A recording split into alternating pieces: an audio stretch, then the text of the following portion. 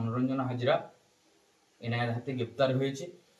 তো এটুকু আমাদের বলার যে আজকে 2023 সালে 1 মে আমাদের 234 নম্বর বুথের বুথ সভাপতি মানে বিজয় কৃষ্ণ ভূঁইয়াকে যেভাবে নৃশংসভাবে হত্যা করেছে, সেই হত্যা মামলা হাইকোর্টে দাঁড়ায়।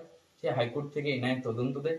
এনআইএ যথারীতি সেন্ট্রাল এজেন্সি তার পুরো মেহনত করে তারা এই কেসকে তদন্ত সাপেক্ষে এগিয়ে নিয়ে যায়।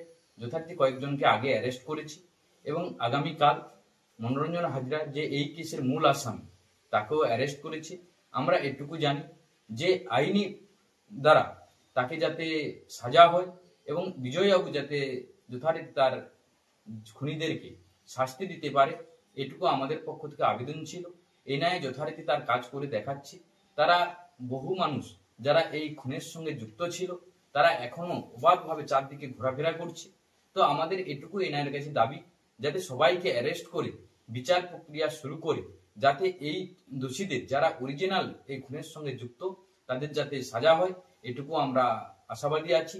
এবং ভবিষ্যতে যাতে বাগচা গ্রাম পঞ্চায়েতে কোনো রাজনৈতিক উত্তেজনার উপরে যাতে আর কোনো ভারতীয় জনতা পার্টি কিংবা যে কোনো রাজনৈতিক দলে যাতে আর কারোর মৃত্যু না হয়, এটুকু আমরা চাইব। কারণ একটাই কেস যদি সঠিক কাউকে বিচার ব্যবস্থার উপরে ডিপেন্ড করে যদি সাজা হয় তাহলে ভবিষ্যতে কেউ কিন্তু এই খুন খারাপের রাজনীতিটা করতে ভয় পাবে।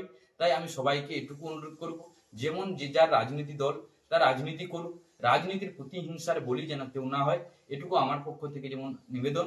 বাগচা গ্রাম পঞ্চায়েতে শান্তি শৃঙ্খলা বজায় থাকে, এটুকু আমরা আশাবাদী। এবং এনআইএকে এটুকু আমাদের আবেদন থাকবে, যারা বাকিরা এখন অবাধ ঘুরে বেড়াচ্ছে তাদেরকে যাতে তাদের হেফাজতে নিয়ে জেরা করে যাতে বিচার প্রক্রিয়ার মাধ্যমে তাদের সাজা হয়, এটুকু আমাদের পক্ষ থেকে আবেদন। আমার নাম প্রসেনজিৎ ভৌমিক, আমি বাগচা গ্রাম পঞ্চায়েতের উপপ্রধান।